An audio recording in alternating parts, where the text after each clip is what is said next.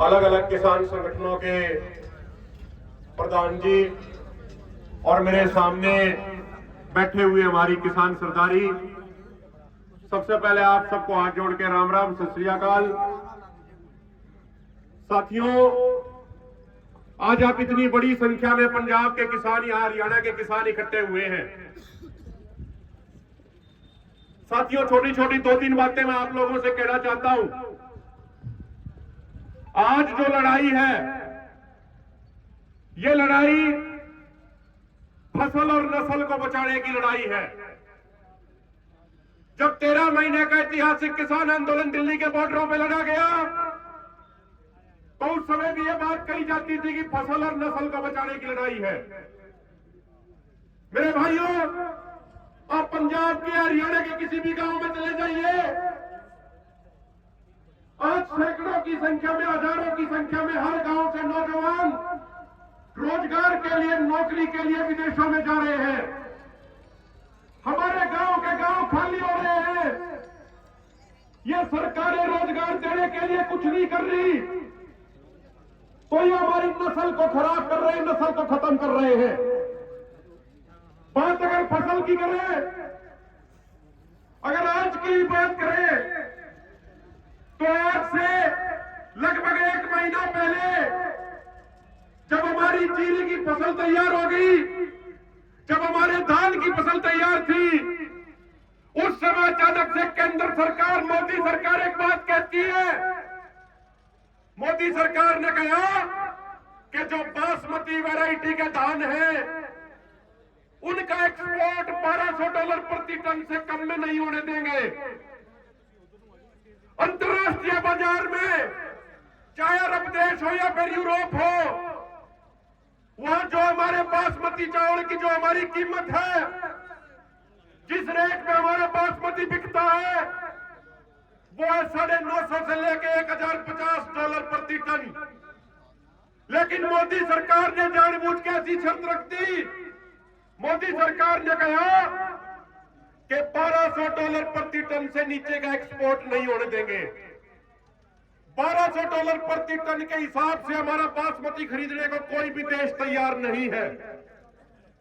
तो मोदी सरकार ने सीधे सीधे ये तो नहीं कहा कि हम एक्सपोर्ट बंद करेंगे, लेकिन वो हाथ घुमा के कान पकड़ लिया और एक्सपोर्ट बंद कराने का आदेश दे दिया।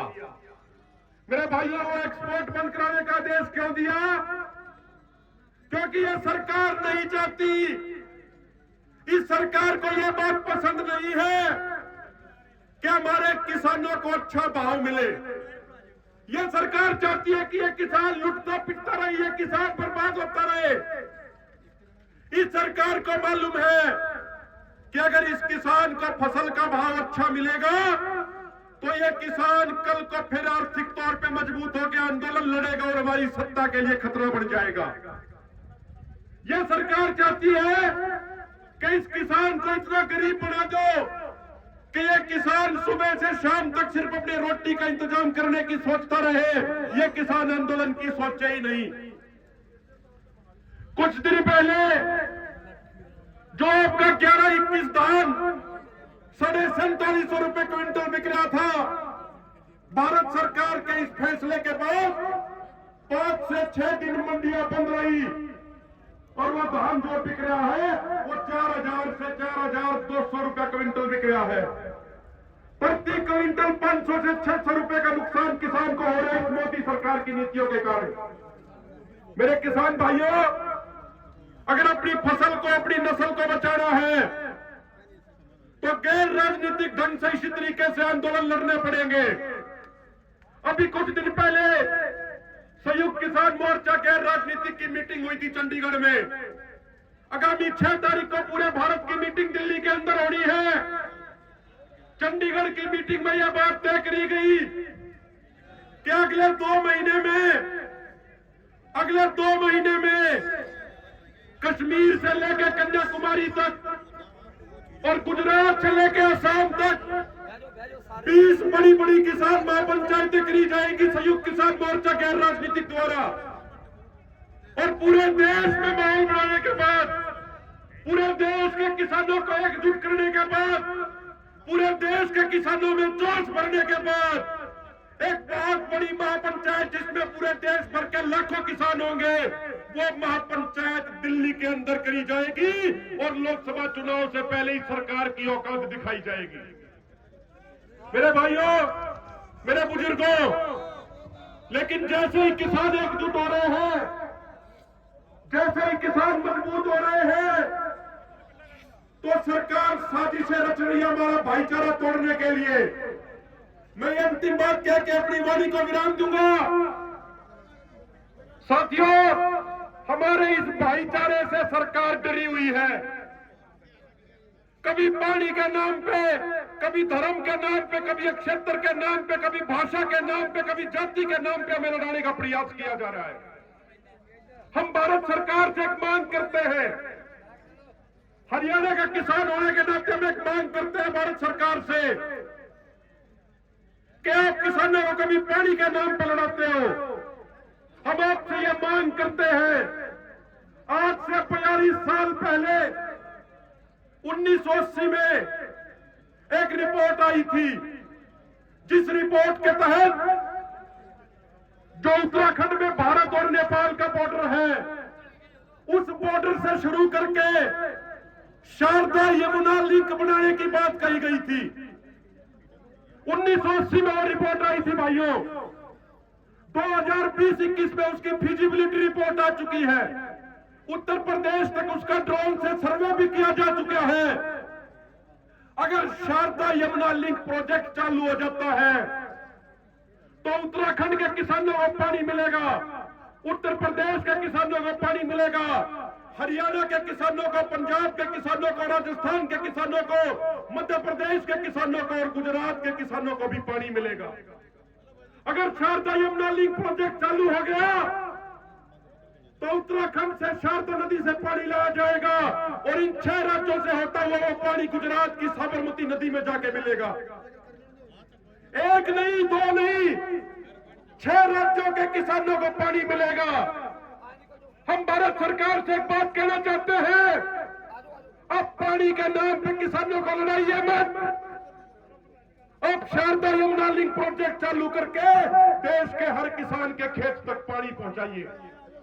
और एक आखिरी बात सरकार से पूछना चाहते हैं, 2019 में चुनाव से पहले जब पुलवामा आतंकी हमला हुआ, हमारे 40 जवान शहीद हुए, तो भारत सरकार ने एक बात कही थी कि अंतर्राष्ट्रीय संधियों के अनुसार जो हमारे भी हिस्से का पानी पाकिस्तान में जा रहा है, उस पानी को रोकने के लिए हम बांध बनाएंगे और भारत के किसानों को पानी देंगे। लेकिन आज हम पूछना चाहते हैं प्रधानमंत्री नरेंद्र मोदी से, हम पूछना चाहते हैं गृह मंत्री अमित शाह से, उन बातों को 4 साल हो गए, लेकिन इस मोदी सरकार ने एक भी बांध नहीं बनाया उस पानी को रोकने के लिए और उस पानी को रोक के हमारे किसानों को देने के लिए। एक भी बांध 4 साल में इस सरकार ने नहीं बनाया। तो मेरे भाइयों, आपसे हाथ जोड़ के ये विनती करना चाहते हैं, पूरे भारत में 20 बड़ी बड़ी पंचायत करेंगे, हरियाणा में भी बड़ी बड़ी पंचायतें होंगी, पंजाब के सभी सूबा प्रधानों को बुलाएंगे। मेरे भाइयों, ये सरकार चाहे पानी के नाम पर लड़ाने की कोशिश करे, चाहे भाषा के नाम पर लड़ाने की कोशिश करे, चाहे जाति के नाम पर लड़ाने की कोशिश करे, चाहे क्षेत्र के नाम पर लड़ाने की कोशिश करे, हमें लड़ाई नहीं करनी है। हमें अपना भाईचारा मजबूत करके इस सरकार को घुटनों के बल लाने को मजबूर करना है भाइयों। अगर हम एकजुट रहेंगे तो हमारी ताकत इतनी है कि सत्ता में चाहे कोई आ जाए, हर किसी सरकार को हम घुटने टेकने के लिए मजबूर कर देंगे। सत श्री अकाल। साथियों, अंत में एक ये निवेदन है, सारे साथी मुट्ठी बंद करके हाथ ऊपर करके जोरदार नारे लगाएंगे। जो साथी मेरे सामने बैठे हैं वो भी, और जिन साथियों को जगह नहीं मिली जो इधर उधर है, पूरी ताकत के साथ मुट्ठी बंद करके हाथ ऊपर करके जोरदार नारे लगाएंगे। किसान मजदूर एकता जिंदाबाद, किसान मजदूर एकता जिंदाबाद, मोदी सरकार मुर्दाबाद, मोदी विरोधी सरकार मुर्दाबाद, किसान विरोधी सरकार मुर्दाबाद, हमारा भाईचारा जिंदाबाद, हमारा भाईचारा जिंदाबाद, हमारी एकता जिंदाबाद, किसान मजदूर एकता जिंदाबाद, बोले सो रहे। बहुत बहुत धन्यवाद। वाहिगुरु जी का खालसा, श्री वाहिगुरु जी की फतेह।